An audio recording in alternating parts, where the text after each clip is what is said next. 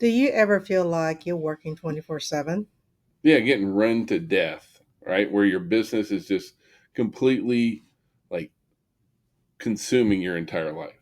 So today's segment is about learning how to manage your business to where you're not running 24/7. Yeah. So this is called boundary with your clients. Yeah. And so my name's Alan Richard. I'm the managing broker here at Maximum Realtor Partners. My name's Ming Richardson. I'm the compliance manager for Maximum One Realty and Realtor Partners. And we want to kind of talk about having some sort of a balance in your business. So many realtors really, they like their entire world gets overrun. And so it's kind of like this is a touchy subject, maybe only touchy because we, as you know, in the real estate community, we really do care about our clients. We want to be there for our clients. Our clients buy and sell houses all the time, and we feel like we're always on call. But that's not healthy for you, and it's also a recipe for getting burnt out, and you're not going to be able to maintain long term. So you are going to get work to flipping death on here, And right? not only that, and I'm guilty of this in my younger days where I put my business ahead of my family. And then you'll resent your work, which will cause a burnout. And not only that, you'll miss the important things in life. And, as we go through the cycle of real estate, there are different seasons of our life. And, for some of us, it's okay to obtain all the business and work and work and work. But for some of us that do have family, there's got to be a fine balance. I mean, we understand that we are business owners, that we have to operate our businesses and run our business, right? But when you let your business or run Run your you. entire life, right, it stops becoming rewarding at that point. And so how do we manage that? We put boundaries in. We set parameters for how we work, when we work, and we kind of want to talk And, about that and today, really, right? truly treat it like a business. First of all, have a schedule. I know that sounds basic, but it is. And a lot of us got into real estate because we didn't want no damn schedule, right? And I get that, but like without a schedule, what is your plan? Then that means that you don't have any plan at all. It's like Alice in the Wonderland. If you don't know where you're going, then it doesn't matter where you go, right? Yeah. Well, then you end up working yourself to death. We have all sorts of results from studies about where folks that work, like in South Korea, it's very common to work 60, 70, 80 hours a week there. But like now we're seeing in Silicon Valley and things like that, they're doing 3 day and 4 day work weeks and they're getting the same amount of productivity. So you can get this stuff done. I guess this is the first point, but you have to have a plan, and that starts with your schedule, right? And so in addition to your schedule, you have to have a list of activities that you have to accomplish during those working hours. And also, time blocking is a most effective system. And I know sometimes, and also leave some time blocking where you have a basically catch all. If you didn't finish this particular task within time period, follow up in your what I call your flexible time and your time blocking system. Well, and time blocking is really the big deal here because our like we don't do the same tasks all the time, No, and we so don't. being able to utilize time blocking is a very, very effective way. And so like you have to build time into your schedule and into your time block when you are prospecting every day. You have to have time built in there when you are working on marketing. And then you also have to have time when you're working, when you're doing admin. So we have to be working in our business, for our business, and at our business. But we also have to be ready to handle showings and home inspections and meeting with lenders and open Reading the houses and all report, these kind of things, right? right?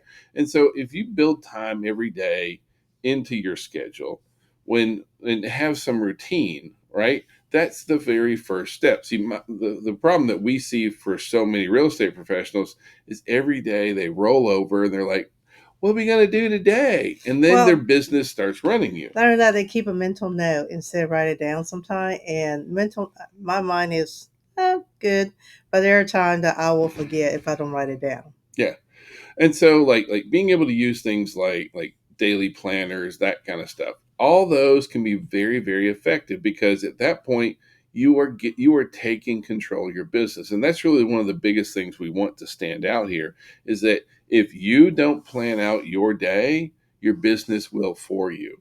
And Correct. unfortunately, for a lot of folks, like your business won't happen either, right? For if you're not seeing the financial rewards that you would like to see, like what's your schedule look like? What is your process? Are you spending time every day prospecting? Are you spending time every day marketing? Are you doing all the admin things that you need to be doing? Like, if you don't have a schedule and a system and a process for doing that, that's one of those things that's going to come back and really kind of bite you in the Well, tushy here. basically, you're running in circle because there's never ending and there's never a closure of the task, or you're worried that if you didn't do the task or forgot that you complete the task. Now, for Ming and out, one thing that we did just to kind of build our business was we utilized a time blocking system called Win by Noon. And Win by Noon for us was an opportunity for us to kind of get our heads around our business, understand what we had to get done, build it into a schedule, but also build it into a routine.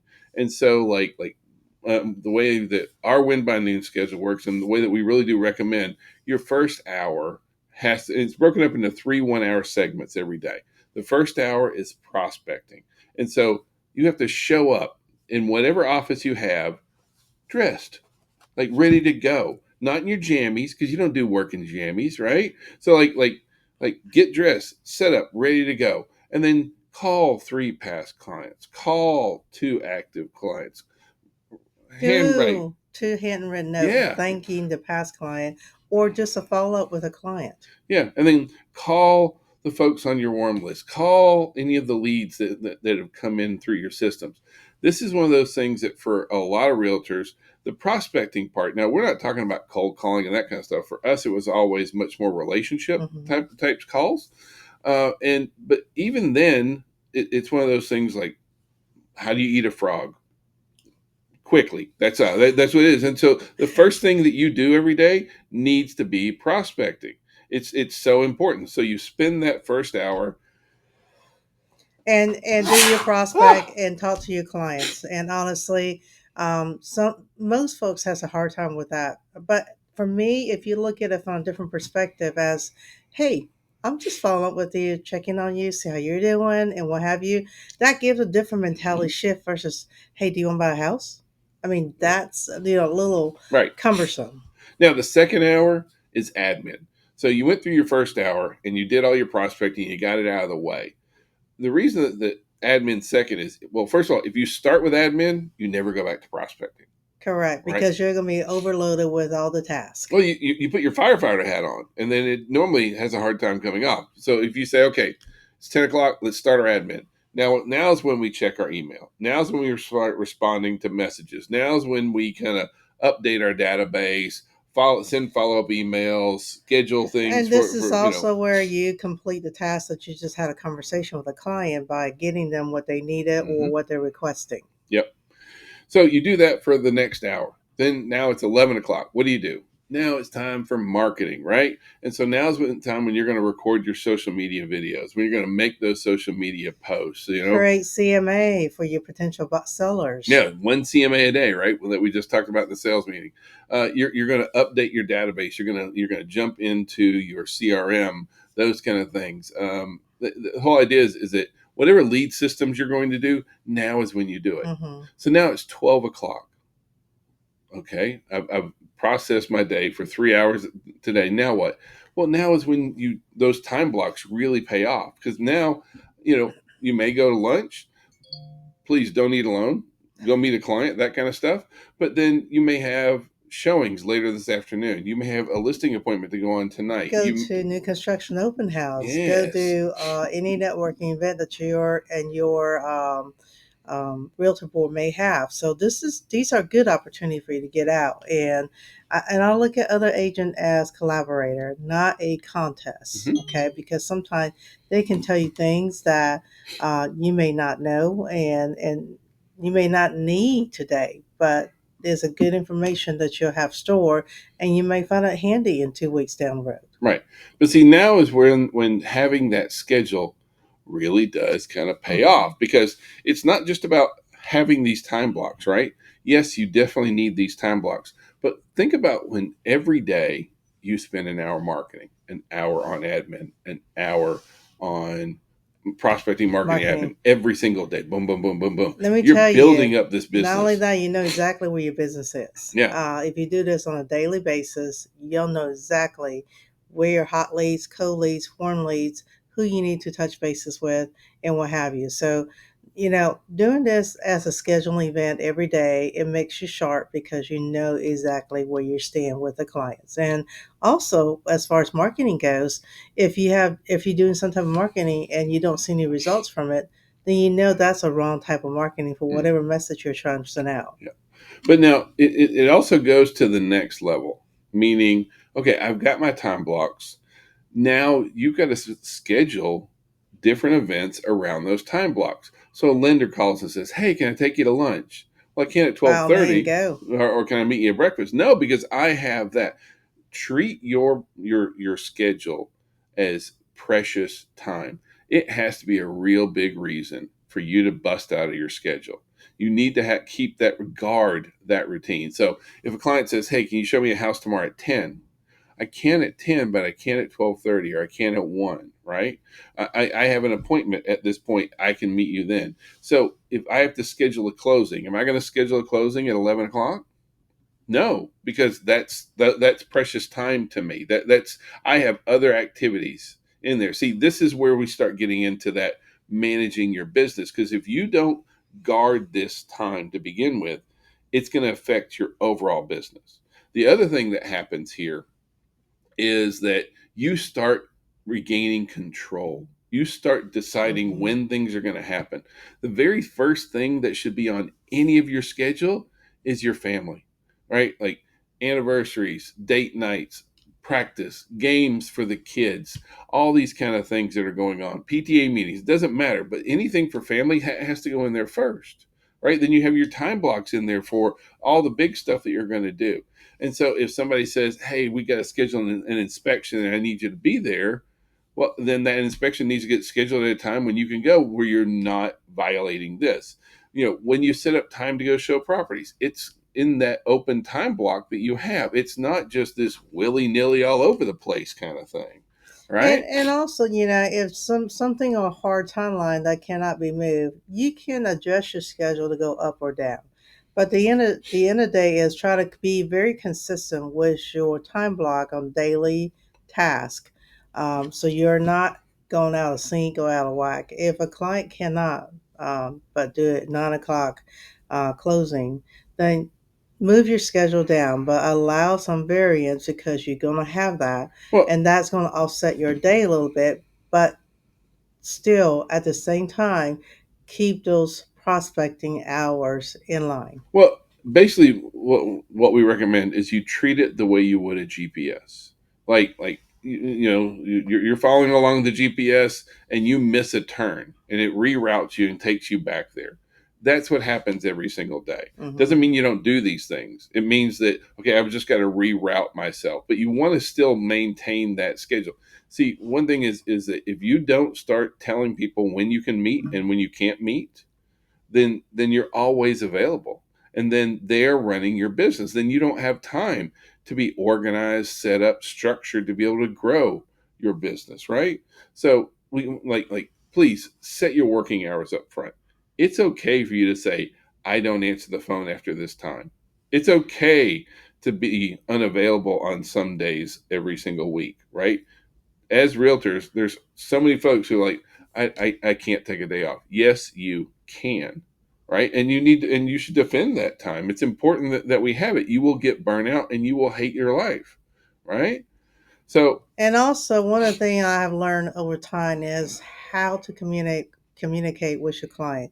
When I initially meet with a client, I ask them, I said, would you like for me to text you, email you, or call you? Or would you like for me to text you and call you simultaneously, or email you, text you, and then call you? Because most of us that are dealing with professionals, they're busy. They got a schedule and like everybody else. And sometimes their conference call, whatever it is, cannot be disrupted. So my preferred method is text. And I explain to them, say, if I don't answer you, you can call me anytime. I say, but if I don't answer calls, not because I don't love you, it's because I may have something that I'm working with a project or with another client at the time. I cannot answer the phone, but text me. I always will get back with you.